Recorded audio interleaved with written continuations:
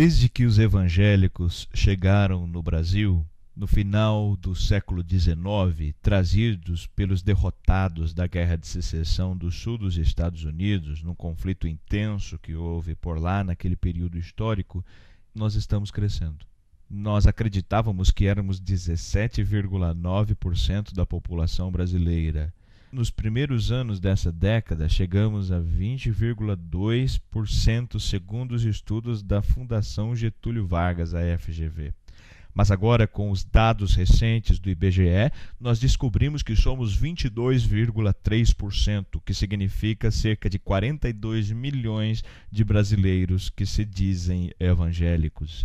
O grande problema está relacionado não apenas ao equilíbrio, mas também à qualidade com que temos crescido. A pergunta que nós fazemos é: de que forma os evangélicos têm crescido? Temos experimentado um crescimento saudável na base do cuidado e do pastoreio, ou cada vez mais temos visto pessoas e igrejas magoadas com situações diversas, feridas emocionais não curadas? É necessário manter equilíbrio entre a vida espiritual, a vida familiar, a vida social e a vida emocional. Esse equilíbrio vem necessariamente do cuidado. É no cuidado pessoal e da comunidade cristã que encontramos o equilíbrio necessário para viver nesse tempo. Do capítulo 14 até o capítulo 16 do Evangelho de João, encontramos Jesus fazendo o seu discurso de despedida, no qual ele diz: "Neste mundo vocês terão aflições, contudo tenham ânimo, eu venci o mundo." Isso está em João 16:33. No capítulo 18, Jesus foi preso, e apesar das circunstâncias, Jesus mostrou quem é Deus e quem são os seus verdadeiros discípulos com sua maior oração descrita no Novo Testamento, que é o capítulo 17. Eu quero aqui lembrar um pouquinho da sua memória afetiva. Aqueles que são da década de 70, 80 e até mesmo um pouquinho antes, se lembram daquele personagem chamado Zé Buscapé dos desenhos animados. Ele estava sempre e completamente insatisfeito durante todo o tempo e resmungava o tempo todo, mais ou menos assim: "Ô, mulher, você não pode fazer isso", e assim por diante, né? Vocês estão rindo. Mas é isso mesmo, Zé Buscapé foi um personagem emblemático. Eu acredito que ele tenha se reinventado e tenha sido traduzido na nossa sociedade com um grande índice de insatisfação pessoal, familiar, em todas as esferas sociais. Certo pensador disse o seguinte: "Hoje, na crise do projeto humano, sentimos a falta clamorosa de cuidado em toda parte. Suas ressonâncias negativas se mostram pela má qualidade de vida, pela penalização da maioria empobrecida da humanidade, pela degradação ecológica e pela exploração exacerbada da violência. Que o cuidado aflore em todos os âmbitos, que penetre na atmosfera humana e que prevaleça em todas as relações. O cuidado salvará a vida, fará justiça ao empobrecido e resgatará a terra como pátria e mátria de todos nós." Por isso eu quero dizer para você nessa noite o seguinte: apesar das circunstâncias, Jesus, em sua oração do capítulo 17 do Evangelho de João, demonstrou todo o seu cuidado pastoral de supremo pastor pelos seus discípulos por meio de uma primorosa oração. Nós precisamos compreender o discipulado, a proteção e a unidade que Jesus nos proporciona pelo seu evangelho, pela sua vida e pela sua oração por nós. A igreja deve ser uma comunidade amorosa e cheia de cuidado. Certa vez alguém disse o seguinte: Deus escolheu ser amado no outro. Você concorda com isso? É muitas vezes no encontro com o outro, dentro e fora da igreja, que nós amamos a Deus. Eu quero ressaltar aqui 3 aspectos dessa oração maravilhosa que Jesus faz no capítulo 17 de João. Primeiro, João 17:9 diz assim: "É por eles que eu rogo. Não rogo pelo mundo, mas por aqueles que me deste, porque são teus." Jesus orou, Jesus rogou por seus discípulos. É bem verdade que Jesus gostava daqueles que ninguém queria por perto, publicanos, pecadores, mulheres de pouca fama, beberrões e comilões. E muitas vezes foi taxado de beberrão e comilão porque gostava de andar com pecadores, não para concordar evidentemente com o seu pecado, mas para transformar vidas. Nesse texto, Jesus orou pelos seus discípulos daquele momento e desse momento. Não necessitam de médicos sãos, mas sim os doentes, diz Mateus 9:12b. Mas aqui nesse texto, Jesus volta o olhar para os seus discípulos. Experimentam uma vida espiritual eficaz os discípulos que praticam o discipulado de fato, do amor de Deus.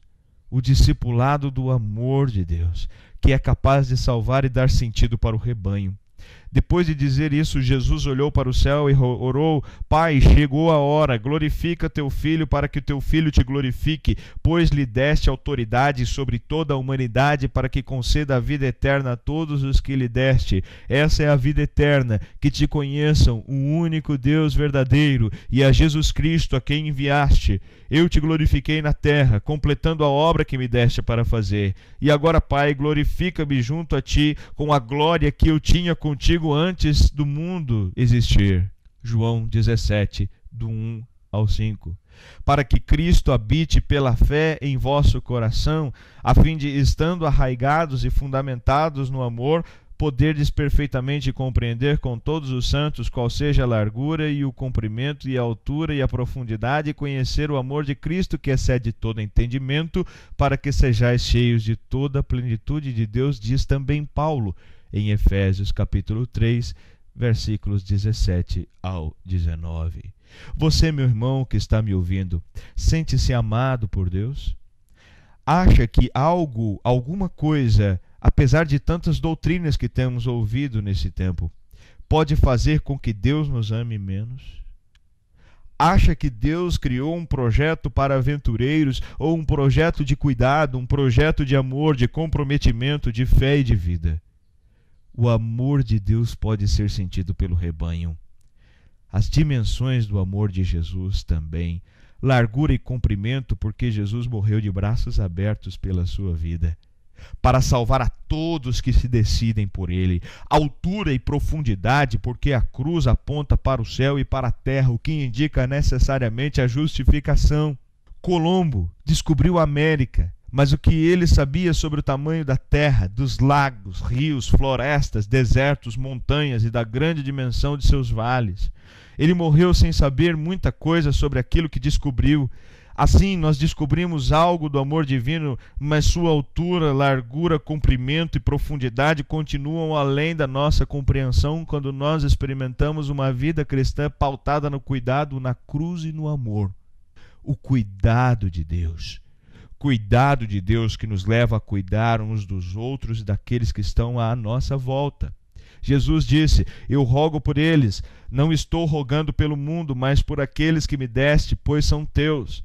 Tudo o que eu tenho é teu, e tudo o que tens é meu, e eu tenho sido glorificado por meio deles. Não ficarei mais no mundo, mas eles ainda estão no mundo, e eu vou para ti.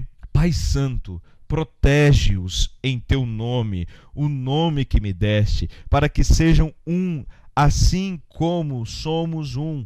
Enquanto estava com eles, eu os protegi e os guardei pelo nome que me deste. Nenhum deles se perdeu, a não ser aquele que estava destinado à perdição, para que se cumprisse a Escritura, a mesma oração. João 17, do 9 ao 12. O rebanho precisa ser cuidado.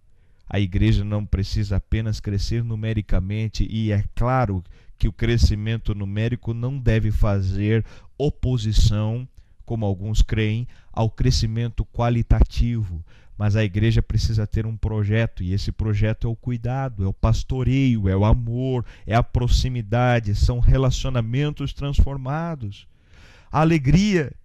É possível viver a vida cristã de forma alegre, de forma bem-humorada, apesar dos problemas que o mundo nos traz. A crise de satisfação se esgota quando nos encontramos com a cruz de uma maneira diferenciada. Jesus diz nessa oração: na sua grande oração. Agora vou para ti, mas digo essas coisas enquanto ainda estou no mundo, para que eles tenham a plenitude da minha alegria. Dei-lhes a tua palavra, e o mundo os odiou, pois eles não são do mundo, como eu também não sou. O fato de não sermos do mundo não significa que não vivemos no mundo, como ele mesmo vai dizer. É preciso viver a vida cristã de uma forma alegre e bem-humorada. Existe muita gente que associa a falta de humor a uma vida de santidade. Existem muitas comunidades arcaicas que não conseguem viver a novidade, que não conseguem viver o procedimento saudável de modernização do mundo. Zé Buscapé se atualiza, se reinventa e às vezes até se converte. Imagine só você o seguinte, que conta-se que um homem estava numa floresta caçando e de repente ele encontra-se com uma onça, e a onça, mais esperta do que ele, mais veloz do que ele, não dá tempo de reação e sai correndo atrás dele, e aquele homem corre mais ainda quando percebe a onça, e a onça acelera a sua passada até alcançar aquele homem. Ele vai ao chão, então ele ora e diz: Senhor, converte essa onça, Pai. Converte essa onça, não permita, Senhor, converta essa onça. A onça então olha para o céu, suspira, respira fundo e diz assim: Pai, obrigado pelo alimento que tu me deste, em nome de Jesus, amém. Vocês estão rindo, mas é necessário viver a vida cristã com felicidade e com alegria. Jesus morreu por nós e ressuscitou para que ressuscitássemos em novidade de vida. Segundo aspecto, Jesus orou por proteção aos seus discípulos. Experimentam uma vida espiritual eficaz os cristãos que praticam o discipulado, da diferença que podemos fazer. Deus não quer que nós nos isolemos socialmente. Não podemos ser isolados, precisamos estar inseridos, precisamos fazer a diferença em todas as esferas sociais. Não rogo que os tire do mundo, mas que os protejas do maligno. Eles não são do mundo, como eu também não sou. Está em João 17, do 15 ao 16. Existe aí uma grande diferença entre solidão e isolamento social. Você sabia disso? Solidão é uma característica de muitas pessoas, ou que muitas pessoas buscam, de estar simplesmente sozinho. Às vezes a solidão, ou aqueles que são dados a muita solidão, podem correr o risco do isolamento social. E o isolamento social pode ou não ser tratado como uma patologia. Mas nós não somos mais santos quando nos isolamos socialmente. Nós temos um chamado para a vida. Não fomos chamados para sermos ermitões, esses homens que vivem em cavernas afastadas, mas para fora, eclesia, comunidade de chamados para fora. Jesus nunca se isolou socialmente, mas algumas vezes buscou estar sozinho diante de Deus. Por exemplo, os 40 dias de consagração no deserto e a recomendação da oração dentro do quarto que devemos sempre fazer. Assim como me enviaste ao mundo, eu os enviei ao mundo, diz Jesus em João 17, 18. Nós somos enviados com alegria, com autoridade para fazer a diferença nesse tempo, nessa geração. Você crê nisso? Nós também praticamos o discipulado da santificação. Ele não nos tira do mundo, mas quer nos livrar do mal e nos proteger pela santificação. Santifica-os na verdade. A tua palavra é a verdade. Assim como me enviaste ao mundo, eu os enviei ao mundo. Em favor deles eu me santifico, para que também eles sejam santificados pela verdade. Lembram-se dos manjares do rei? O glamour do Império Babilônico que não seduziu Daniel. Nem José do Egito foi seduzido pelo pecado, não se deixou levar por propostas indecentes que poderiam facilmente seduzi-lo. É dessa maneira, com o discipulado da diferença e não da indiferença, com o amor praticado no outro, a santificação e a seriedade como nós vivemos a vida, que as coisas se transformam de maneira positiva e impactante. Terceiro aspecto é que ele rogou pela unidade dos discípulos. Vivem uma experiência espiritual eficaz os cristãos que praticam o discipulado do conforto espiritual. Às vezes nós usamos a palavra conforto de uma forma extremamente pejorativa. Porque conforto pode vir com acomodação ou sem acomodação. Mas o fato é que Jesus disse: minha oração não é apenas por eles, rogo também por aqueles que crerão em mim por meio da mensagem deles. João 17, 20. O conforto espiritual abarca pessoas que ainda não estão nesse rebanho. Faz com que as pessoas de diversas famílias, de diversos trabalhos, de diversas situações, que vivem doenças, desventuras, problemas na vida, encontrem na comunidade cristã um refrigério e não sejam julgadas por isso, não por nós, mas sejam amadas por nós. E esse discipulado é certamente o discipulado da unidade. É também o discipulado da unidade. O conforto espiritual precisa estar no aprisco. Aliás, as igrejas devem ser verdadeiros apriscos, que não se reduzem ao espírito empreendedor da nossa época, mas vão além disso. São lugares especiais, lugares de conforto e contornos diferentes. E é por isso que Jesus prega e ora pela unidade. Nós precisamos ser uma igreja unida, uma igreja forte, uma igreja que leva a unidade num mundo fracionário, num mundo de diversos interesses, num mundo tão complicado quanto o nosso. E a unidade está aqui na oração de Jesus, quando ele diz: para que todos sejam um, Pai, como tu estás em mim e eu em ti, que eles também estejam em nós, para que o mundo creia que tu me enviaste.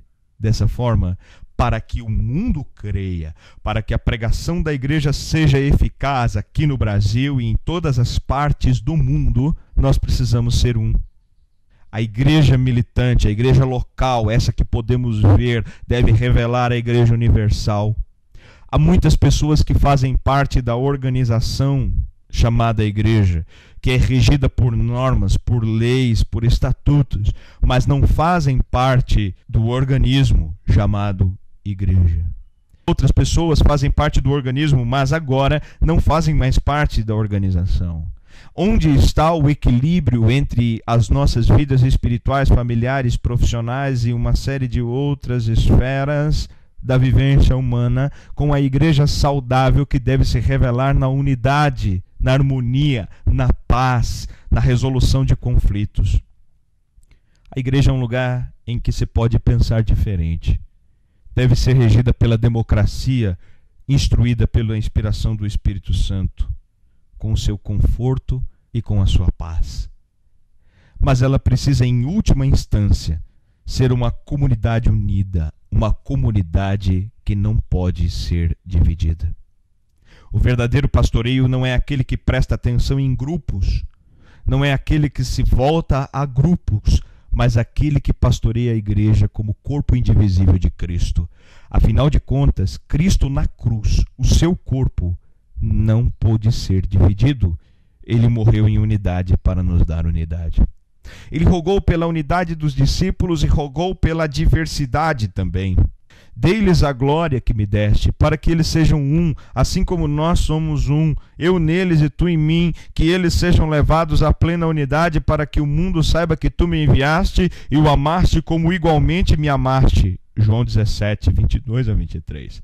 A diversidade, Paulo, aos Coríntios, no capítulo 12, vai trabalhar com essa diversidade infinda no corpo de Cristo, onde é permitido pensar diferente, é permitido discordar, mas sem tirar a paz, sem ferir pessoas. Chega de igrejas que ferem os seus irmãos. Chega de igreja regida por conflitos de poder, por interesses pessoais. É na diversidade que a unidade se manifesta. Quantos aqui se lembram do quadro da Tarsila do Amaral? Tarsila do Amaral foi uma pintora extraordinária que retratou o seu tempo e que tinha um viés muito interessante.